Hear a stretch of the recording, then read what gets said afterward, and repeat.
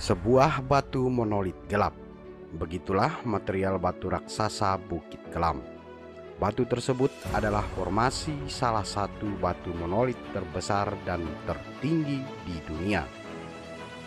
Salah satu sumber menyebutkan ketinggian Bukit Kelam mencapai 1002 mdpl. Batu raksasa tersebut berlokasi di Kecamatan Kelam Permai, Kabupaten Sintang, Kalimantan Barat, Indonesia. Bukit Kelam merupakan salah satu cagar alam yang kaya flora dan fauna. Saat ini kawasan tersebut telah ditata sebagai taman wisata alam. Saudara, dilansir dari salah satu sumber, keberadaan Bukit Kelam berawal dari sebuah kisah. Kisah tersebut diceritakan secara turun-temurun oleh masyarakat Kabupaten Sintang, khususnya di wilayah Bukit Kelam itu sendiri. Dan cerita tersebut saat ini sudah tidak asing lagi di Pulau Borneo. Cerita keberadaan Bukit Kelam berawal dari kisah si Bujang Beji. Melihat ukuran bukit atau batu yang sangat besar, maka diperkirakan bahwa Bujang Beji merupakan sosok manusia raksasa yang sangat sakti, sehingga ia mampu membawa batu sebesar Bukit Kelam. Nah, berikut kisah si Bujang Beji.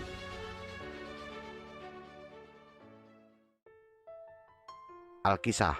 Pada zaman dahulu tersebutlah Bujang Beji. Bujang Beji adalah seorang laki-laki yang ternama.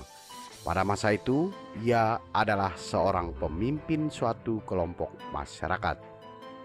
Bujang Beji mempunyai perilaku yang kurang terpuji. Namun, karena kesaktian yang dimilikinya, tidak satu pun yang berani membantahnya. Sombong, angkuh, serakah, dan kejam. Begitulah dikisahkan perilaku seorang Bujang Beji. Sementara di wilayah lainnya terdapat juga kelompok masyarakat. Kelompok tersebut dipimpin oleh Tumenggung Marubai. Tumenggung Marubai juga mempunyai kesaktian, seperti halnya Bujang Beji. Akan tetapi perilaku Tumenggung Marubai berbanding terbalik dengan Bujang Beji. Ia tidak sombong, tidak angkuh, dan tidak kejam, sehingga ia dikisahkan sebagai pemimpin yang baik hati.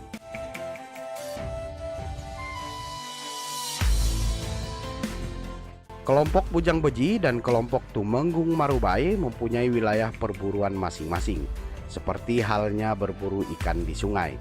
Kedua kelompok tersebut telah bersepakat tentang batas buruan, terutama dalam berburu ikan, yaitu Bujang Beji dan kelompoknya mencari ikan di Sungai Simpang Kapuas, sedangkan Tumenggung Marubai dan kelompoknya mencari ikan di Sungai Simpang Melawi.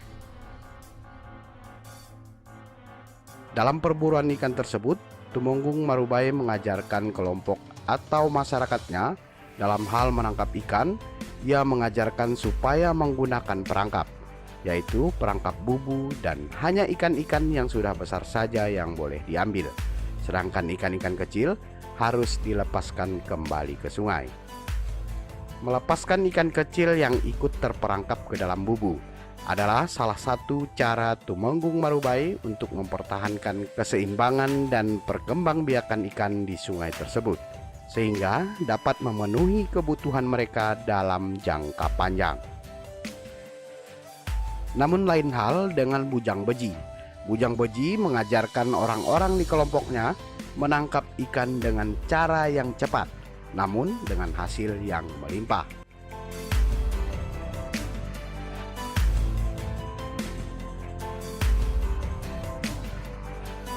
Cara tersebut ialah menggunakan tuba atau racun ikan.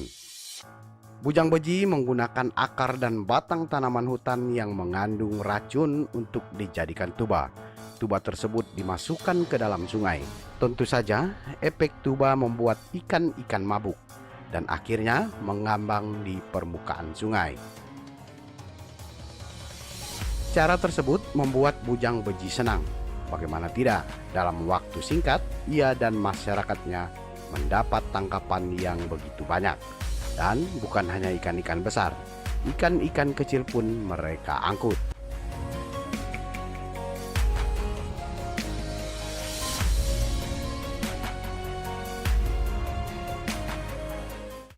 Singkat cerita, cara Bujang Beji ternyata hanya menguntungkan sebentar saja. Setelah dituba, ikan-ikan sudah sangat sulit didapat. Bahkan dalam berburu ikan, tak jarang orang-orangnya pulang dengan tangan kosong. Hingga salah seorang mengeluhkan hal tersebut kepada Bujang Beji dan membandingkan dengan wilayah buruan kelompok Tumenggung Marubai. Mendengar hal tersebut, Bujang Beji tersinggung dan marah. Namun, Bujang Beji penasaran dengan perkataan orang tersebut. Alhasil, secara diam-diam, Bujang Beji mendatangi tempat yang dimaksud orangnya tersebut. Dan terkejutlah Bujang Beji. Ia melihat Tumenggung dan warganya sangat mudah untuk mendapatkan ikan.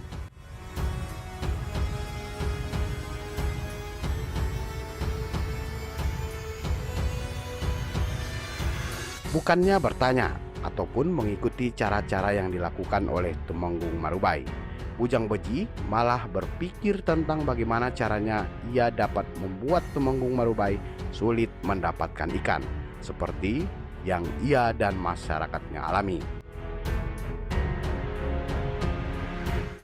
Akhirnya Bujang Beji mendapat ide. Ide tersebut tentu saja ide yang kurang terpuji. Ide tersebut adalah menutup hulu sungai, dengan maksud debit air di wilayah Tumenggung Marubai surut, bahkan kering, sehingga membuat ikan-ikan mati kekeringan dan seterusnya. Singkatnya, Bujang Beji mulai menjalankan rencananya. Sungai tersebut akan ditutupnya dengan menggunakan sebuah batu. Batu tersebut adalah puncak Bukit Batu yang terdapat di daerah Nangasilat.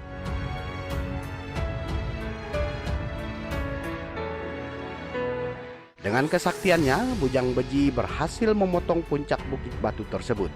Setelah itu, diambilnya 7 lembar daun ilalang. Lalu diletakkannya potongan puncak Bukit Batu di atas 7 lembar daun ilalang tersebut.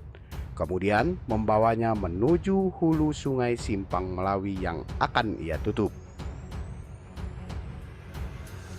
Ketika Bujang Beji dalam perjalanan, ia mendengar suara tawa para gadis. Bujang Beji mencari sumber suara tersebut, dan ternyata suara berasal dari atas.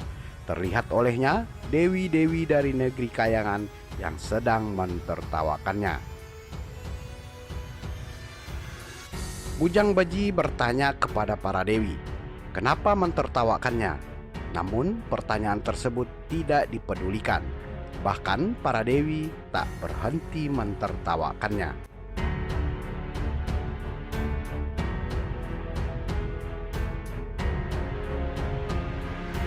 Bujang Beji terus berjalan sambil sesekali menatap ke arah langit. Karena jengkel dan sudah tidak konsentrasi, ketika ia tiba di persimpangan antara Sungai Simpang Kapuas dan Sungai Simpang Melawi, kakinya menginjak duri beracun. Pada saat yang bersamaan, ia mengadu kesakitan dan kemudian melompat.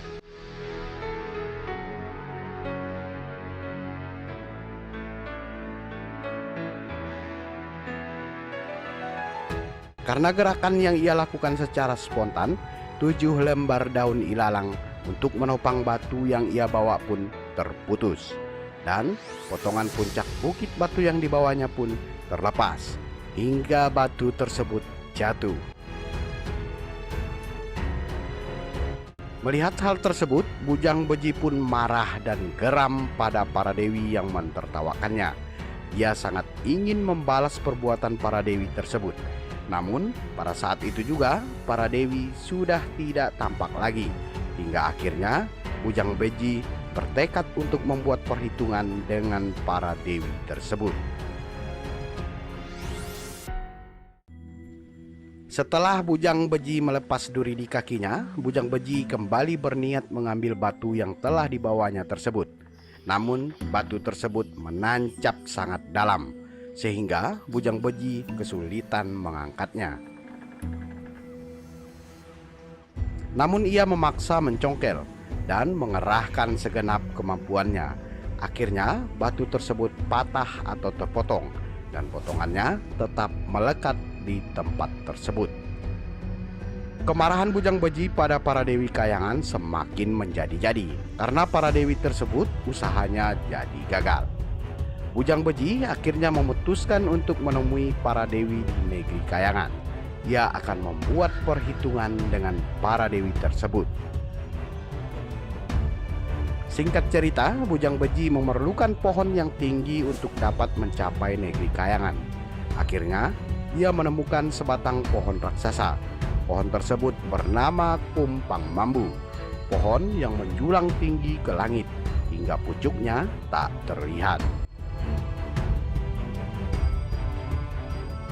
Sebelum memanjat pohon Kumpang Mambu, Bujang Beji mengadakan ritual.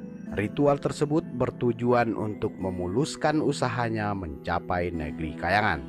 Dalam ritual, Bujang Beji memberi sesaji kepada seluruh roh halus dan seluruh hewan.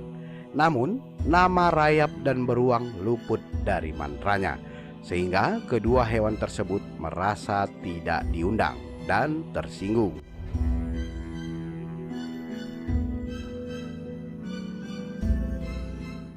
Hingga pertengahan pohon, Bujang Beji tak mendapat kendala. Namun setelah akan mencapai negeri kayangan, kedua hewan yang luput dari undangan mantranya menggerogoti pohon. Rupanya beruang dan rayap melampiaskan kekesalannya, dan akhirnya pohon tersebut tumbang. Bujang Beji gagal menggapai kayangan. Bujang Beji terjatuh dan tewas pada saat itu. Nah, begitulah hikayat asal mula Bukit Kelam dan si Bujang Beji. Untuk melestarikan hikayat tersebut, pemerintah Kabupaten Sintang pun telah membuat patung atau tugu Bujang Beji, yaitu berada di jalan menuju Kompleks Wisata Bukit Kelam Sintang. Sampai di sini perjumpaan kali ini, semoga menjadi informasi yang bermanfaat. Mohon maaf bila ada salah kata, terutama dalam penyebutan dan penuturan alur kisah. Jangan lupa untuk yang baru bergabung, sudi kiranya untuk memberi dukungan dengan menekan tombol subscribe. Sukai dan bagikan kiranya menarik. Berikan komentar bila ada tanggapan. Sampai jumpa di video selanjutnya. Salam budaya.